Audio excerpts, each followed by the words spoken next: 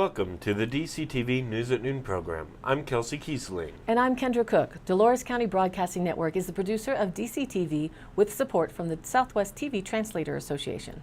If you have a news topic or event you'd like to see covered, give us a call. The studio number is 677-4119. Today's show runs Tuesday at noon, 3 and 6 p.m. and again is re-aired later throughout the weekend with the other weekday broadcast replays. Today is March 13th, 2018. And now the news at noon. Reported by the Cortez Journal, a 70-year-old Durango man died Friday while skiing at Deer Valley Resort in Park City, Utah. Ken Ports, an Adaptive Sports Association volunteer at Purgatory Resort, was reportedly at the ski area with a group of friends for a yearly vacation, said Adaptive Sports Executive Director Anne Marie Megan. Calls to the Park City Police Department were not immediately returned Monday morning. Emily Summers, spokeswoman for Deer Valley Resort, said the 70-year-old man was skiing in a racecourse about noon Friday when he fell and collided with a pole in the finish area. The man and his group had rented the racecourse, an intermediate run, for private use Friday. Conditions were sunny and clear, she said. Ports was taken to an area where he was able to be transferred to a helicopter that flew him off the mountain. It is unclear when Ports was pronounced dead. The Utah office of the medical examiner declined to comment for this story. From the Durango Herald, photos courtesy Pagosa Springs and Archuleta Sheriff's Departments. A robbery turned shooting Sunday night in Pagosa Springs has left one dead, with the suspect reportedly on the loose. Archuleta County Coroner Dan Kuning said Larry Fisher, age 71, of Pagosa Springs, was shot during an attempted robbery at the Ski and Bow Rack at 354 East Pagosa Street. Fisher is the owner of the store. The shooting occurred around 9:30 p.m. Sunday, Kuning said. Fisher was flown to the trauma center at St. Anthony's Hospital in Lakewood, where he was later pronounced dead around 4:30 a.m. Fisher was shot once in the chest. An autopsy is scheduled for Wednesday morning.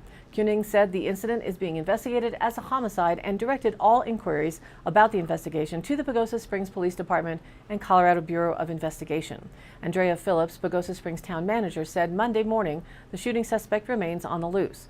He was wearing a camouflage hoodie and jeans, Phillips said. The man is considered armed and dangerous and should not be approached. A possible vehicle is being sought in connection with the incident, a late 80s white Toyota 4Runner or Nissan Pathfinder, very muddy, with possible homemade camouflage on the bottom of the vehicle and a roof rack, police said.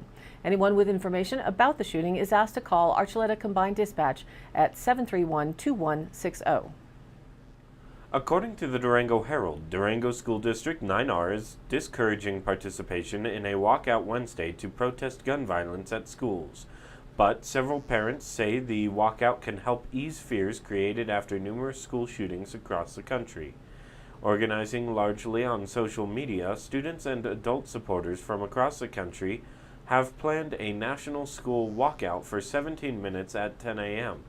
across each time zone Wednesday to honor those killed in the massacre earlier this year at the high school in Parkland, Florida, and to protest gun violence. Organizers encouraged participants to wear orange. Durango School District 9R Superintendent Dan Snowberger said students participating in the walkout will not be stopped. Schools don't want to prevent students from voicing their opinions, he said. But because the event has been widely publicized on social media and the time and date of a large gathering of students is widely and publicly known, it creates a safety risk, he said.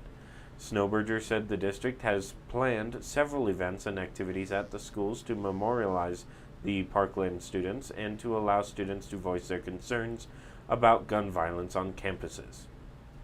From the Journal, the Montezuma County Planning Board wants the public to consider approving a 1% county sales tax in November to help stabilize the general fund budget. During their regular meeting March 8th, board members discussed the idea and said they want to pitch the idea to community groups pending approval from Montezuma County commissioners, who would need to approve a ballot question. Currently, Montezuma County is one of 11 counties out of 64 in Colorado that does not have a sales tax. Planning Commission Chairman Bob Clayton said a small sales tax would act as a buffer against the fluctuating oil market, which impacts local production of carbon dioxide. Taxes paid on carbon dioxide production by Kinder Morgan accounts for more than 50% of county tax revenues.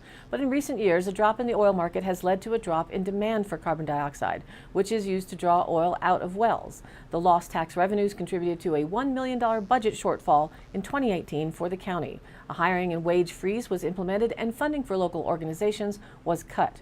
Based on a study done a few years ago, a 1% county sales tax would generate about $3.5 million per year, the board said. We are supporting more tourism and use on our roads and trails, but we are not seeing a dime from it, Clayton said. CO2 is a finite resource and we need to think long-term how to keep paying for the services we currently provide our community. The sales tax is seen as a good choice because tourists help pay into it, the board said. A sales tax is worth considering. Otherwise, property owners end up paying the brunt of tax revenues, said board member Raymond Boyd. It was noted that for a sales tax to have a chance at passing in the county, the ballot question would have to be specific on what the revenue would be spent on. To alleviate public concerns, the planning board said language in the ballot question would prohibit the sales tax revenues from going towards raises for county employees. The planning board's proposal comes less than 4 months after voters in the Montezuma-Cortez School District killed a proposed property tax increase, 54.9% to 45.1%. Many voters in the November election complained that the open-ended nature of the ballot question and vague language doomed the tax. The board plans a workshop on March 29th at 5:30 p.m. to present more information about a possible county sales tax and what it would be spent on if approved by the voters. Reported by the Durango Herald, the Animas River has been setting records last week, and not the kind of records you want to see for the waterway. According to a U.S. Geological Survey gauge station that has 107 years of water level data, there have been record low flows almost daily. The previous record low for March 6th was set in 1990 when the Animas River was flowing at 121 cubic feet per second. Last Tuesday, the Animas River was flowing at 104 CFS, and last Wednesday, the previous record low of 118 CFS in the 1990s was shattered when the Animas River averaged 107 CFS. These numbers are provisional and must be confirmed by the USGS. They are based on the daily average discharge levels recorded at a gauge station near the Powerhouse Science Center 1333 Camino del Rio. The dismally low flows can be tied to drought-like conditions that have plagued southwest Colorado this winter, said Jeff Derry, executive director of the Center for Snow and Avalanche Studies.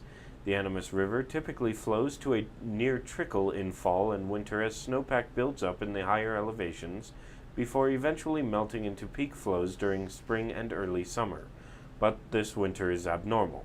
Derry said extremely dry conditions in the fall created these historically low flows, and the dryness continued most of the winter. That, in part, has caused the water table to remain low. And now, let's take a look at the weather. The big weather news nationally continues to be the winter storm in the east. Along the Boston coastline, blizzard conditions continue and heavy snow is still falling all across New England, making for thousands of flights canceled and all types of transportation coming to a standstill.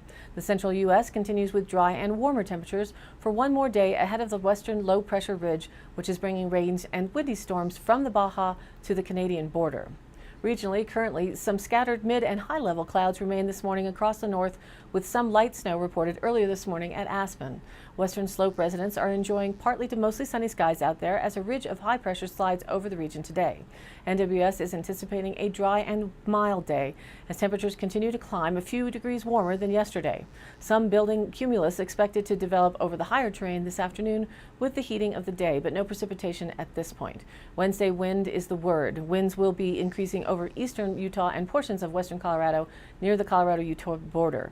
A breezy to windy day is in store with sufficient mixing early afternoon to allow temperatures to climb about 15 degrees above normal. High temperatures have potential to reach near 70 to low 70s for the lower valleys of west central Colorado, east central Utah, and southeast Utah. Some places could see near record highs on Wednesday.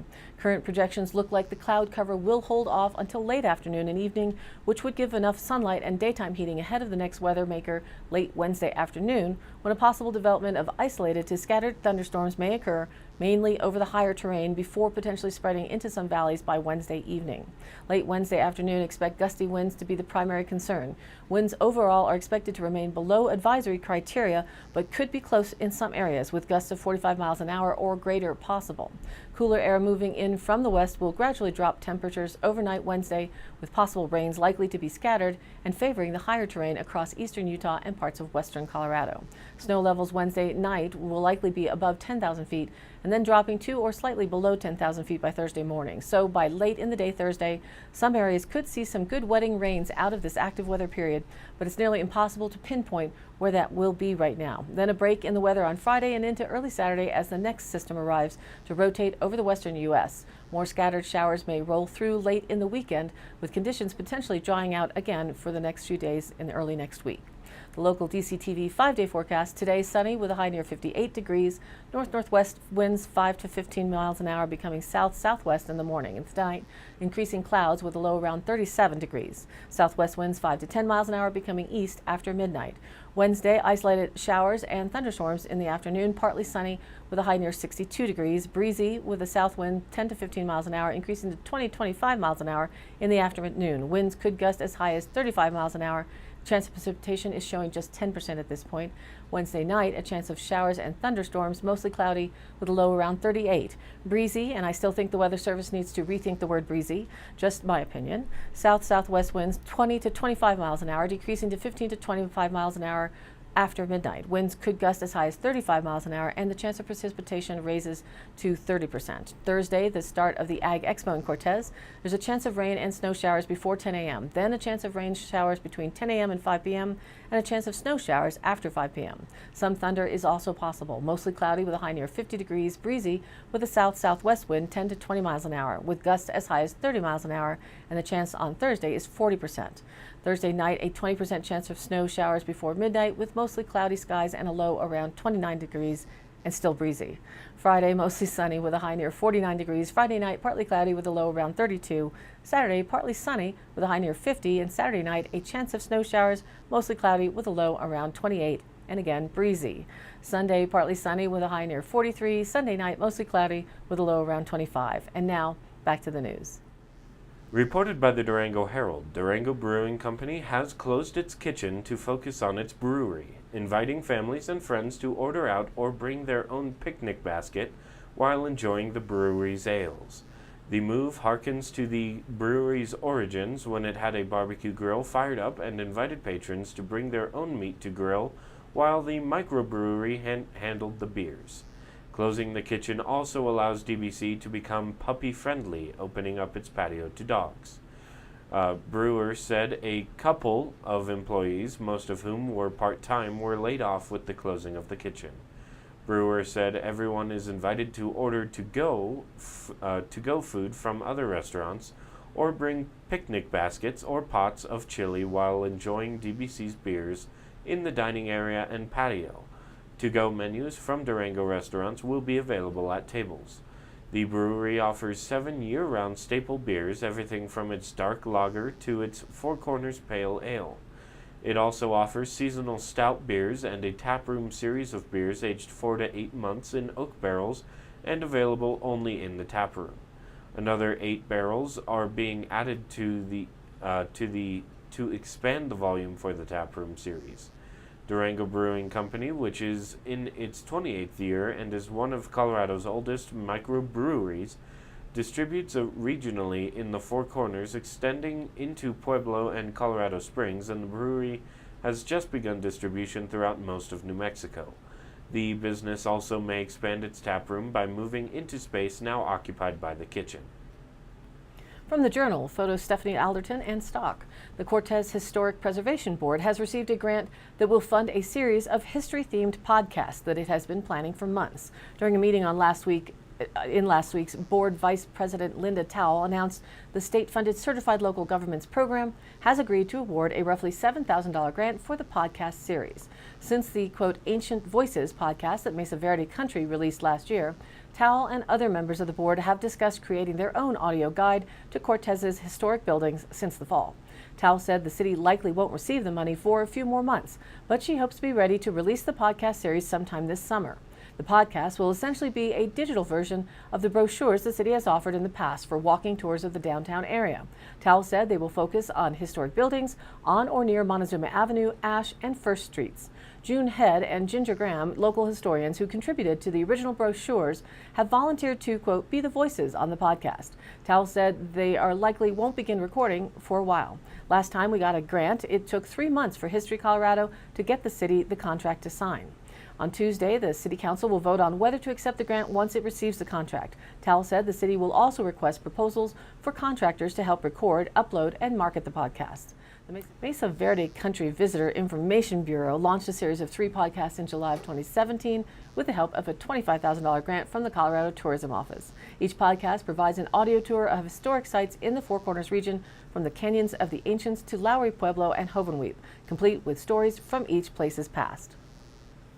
Reported by the Durango Herald, a year-long study offers rigorous new evidence against using prescription opioids for chronic pain. In patients with stubborn backaches or hip or knee arthritis, opioids worked no better than over-the-counter drugs or other non-opioids at reducing problems with walking or sleeping. And they provided slightly less pain relief. Opioids tested included generic Vicodin, oxycodone, or fentanyl patches, although few patients needed the most potent opioids. Non-opioids included generic Tylenol, ibuprofen, and prescription pills for nerve or muscle pain. The study randomly assigned patients to take opioids or other painkillers. That's the gold standard design for research. If they don't work better than less risky drugs, there's no reason to use opioids given their really nasty side effects, death and addiction, said lead author Dr. Aaron Krebs, a physician and researcher with the Minneapolis Veterans Affairs Healthcare System. The results likely will surprise many people because opioids have this reputation as being really powerful painkillers, and that's not what we found, Krebs said. The results echo less rigorous studies and bolster guidelines against routine use of opioids for chronic pain. The study was published Tuesday in the Journal of the American Medical Association. Published by Harry Petit for Mail Online, Photos NASA, and Reuters. A huge solar storm is heading for Earth, and it's likely to hit tomorrow, March 14th. The storm could knock out satellites, disrupt power supplies, and spark stunning displays of the northern lights. It was created last week by an enormous explosion in the sun's atmosphere known as a solar flare, and charged particles from that flare are now on their way to our planet. The arrival of the solar storm coincides with the formation of, quote, equinox cracks in Earth's magnetic field, which form around the equinoxes on March 20th and September 23rd each year. It is said that these cracks weaken our planet's natural protection against charged particles and could leave commercial flights and GPS systems exposed to the incoming storm. The cracks also mean stargazers are more likely to catch glimpses of the northern lights this week. This may include parts of Scotland and northern England, as well as the northern tier of the U.S., including parts of Michigan and Maine. The charged magnetic particles from the solar storm can interfere with machinery in Earth's orbit, as well as at the planet's surface, such as GPS systems and radio signals. They can also threaten airlines by disturbing Earth's magnetic field. Very large flares can even create currents within electricity grids and knock out energy supplies. The U.S. National Oceanic and Atmospheric Administration, or NOAA, wrote in a statement, a minor geomagnetic storm watch is now in effect for the 14th and 15th of March 2018. Aurora may be visible at high latitudes. The particles, which came from the sun after solar flares took place on March 6th and 7th, could cause weak power grid fluctuations and a minor impact on satellite operations, according to NOAA. NASA said the first of the 2 flares, classified in the potent X class and facing directly at the Earth, was the biggest this year. It was one of the largest of this cycle, known as the solar minimum, which began in early 2007. Geomagnetic storms are ranked on a severity scale, with G at the bottom, R in the middle, and S at the top. The U.S. National Oceanic and Atmospheric Administration says that the forecast suggests the solar storm will be a G1 or minor storm. This could become a G2 moderate storm depending on how the charged particles hit Earth. NASA and NOAA keep track of solar events using an array of telescopes and probes, which help generate geomagnetic weather forecasts. Researchers also study the sun to learn more about its structure, as well as obtain data to make predictions about different types of solar flares. These include solar flares and coronal mass ejections, which are large clouds of plasma and magnetic field that erupt from the sun. Solar flares and particles ejected via coronal mass ejections are associated with dark spots on the sun's surface.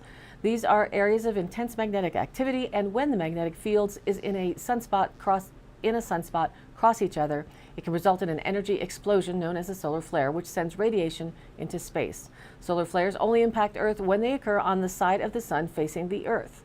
Forecasters monitor these events, and when a storm looks likely to have a significant impact, engineers can shut down certain systems on satellites or prepare for impacts on the power grid. The sun has an 11-year cycle of sunspot activity, with the last maximum having taken place in April of 2014. This summer, NASA is set to launch a spacecraft called Parker Solar Probe, which will travel closer to the sun than any other previous mission. It will fly by Venus and travel into the corona, the sun's upper atmosphere, with the aim of learning more about the particles that are ejected by the sun. So now you'll know what happened if technologies go offline tomorrow. Mercury in retrograde doesn't start until March 22nd for those watching the impacts of planets in our system. And now for the Dolores County Sheriff's Roundup for the week of March 5th through the 11th. A county resident reported a vehicle driving erratically and at excessive speed heading northbound on Highway 491. The vehicle was determined to be in the area of mile marker 35 in Montezuma County. Cortez Dispatch was relayed the information and were already in pursuit. Received a report of a possible domestic altercation. Officers responded and no altercation was found. Investigated a report of a suspicious vehicle on a county road. Investigated a report of a burglary by a local resident. That concludes today's roundup. Stay tuned for continued updates. And today's High Canyon Country happenings. Saturday, March 17th is, of course, St. Patrick's Day. Here are a few area celebrations if you like the luck of the Irish, wearing green, and leprechauns. The Enterprise Bar and Grill in Rico is hosting a St. Patty's Day Bash from 9 p.m. to 2 a.m. Come get down to the sweet sounds of Porch Couch for their St. Patty's Day Bash. Drink specials and good times only found at the Prize. Call or message to reserve a room. If you need to stay the night, it's 970-967-5555. And at the State Line Bar and Grill west of Dove Creek on the Utah State Line, of course, March 17th is St. Patty's Party. Green beer, corned beef and cabbage, DJ Mr. Soul, free shuttle. What could be better? Call for more information at 970-677-2649. Or if you're in Mancos, it's the 9th annual Mancos Melt, a spark of Burning Man. Putt-Putt Golf Tournament meets at 12:30 at the Columbine Bar. Play putt-putt golf through all of your favorite downtown businesses. $40 per team of 2. Burning Man costumes are encouraged.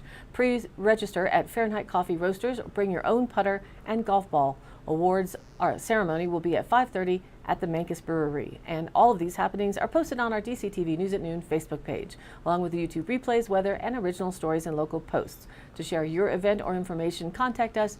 Email dcbnnews@gmail.com or call the station 970-677-4119, and we'll be sure to get your news on air. Thanks for tuning in. News at Noon airs at noon Monday through Thursday and then is rebroadcast at 3 and 6 p.m. on each of those days. The weekday news shows are then replayed throughout the weekend as well. And be sure to check us out on Facebook. It's DCTV News at Noon. Please like us there and share it with a friend. For Kendra Cook with DCTV and the News at Noon program out of Dove Creek, USA, I'm Kelsey Kiesling. Thanks for watching.